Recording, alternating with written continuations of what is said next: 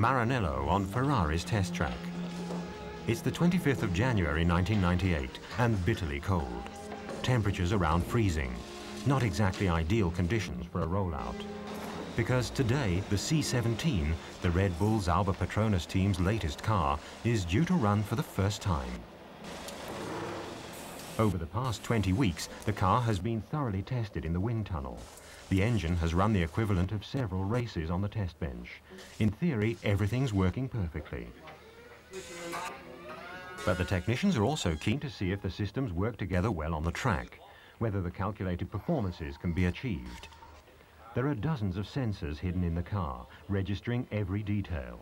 The measured data are radioed to the engineers' computers, where they're analyzed.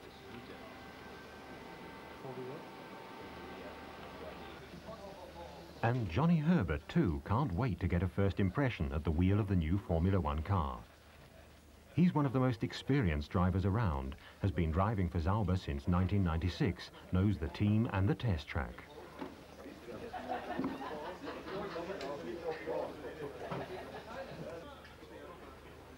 The C17 has been totally revised. Hardly a single part has been taken over from last season.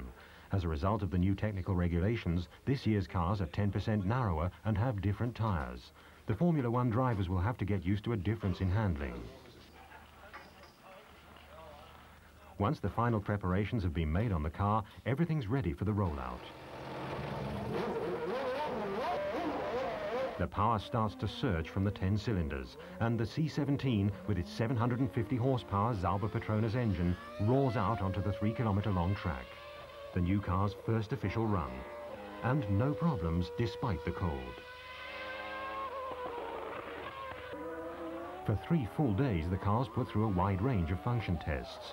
Teething troubles are eliminated, and Johnny Herbert gets his first experience of driving the new C17.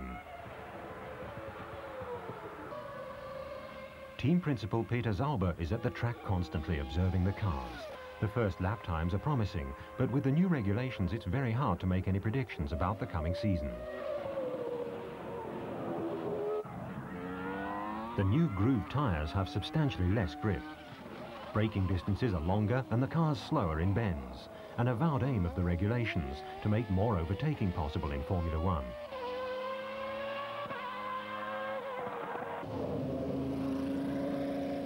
But after the first few laps with the new C17, Johnny Herbert has his doubts.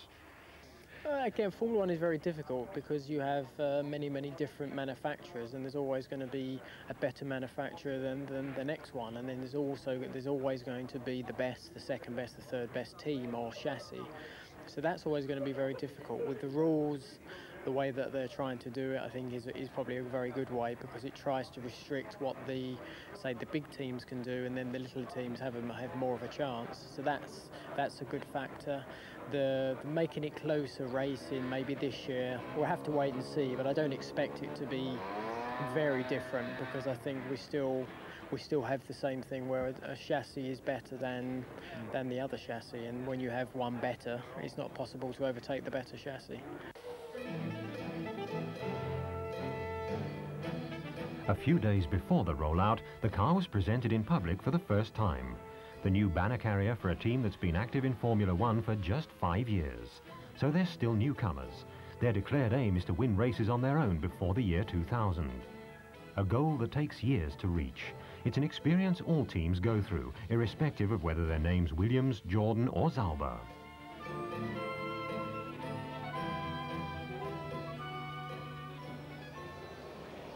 And the C17 is set to be yet another milestone on the way. Whether or not the car can profit from the changes in the regulations will become clear in the course of the season. The car has yet to develop its full potential. We tried to gain back all the aerodynamic losses we had due to the new rules, and I think we achieved quite a lot of it.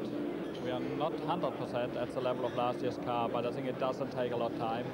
And from the aerodynamics, we are at the same level, but we will further improve, and we put all our efforts in aerodynamic development.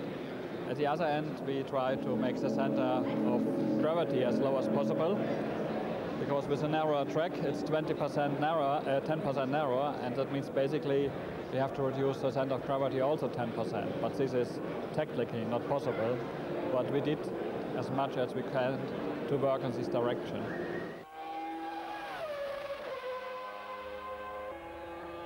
The handicap of the new regulations was deliberate to make the Formula One cars slower and safer,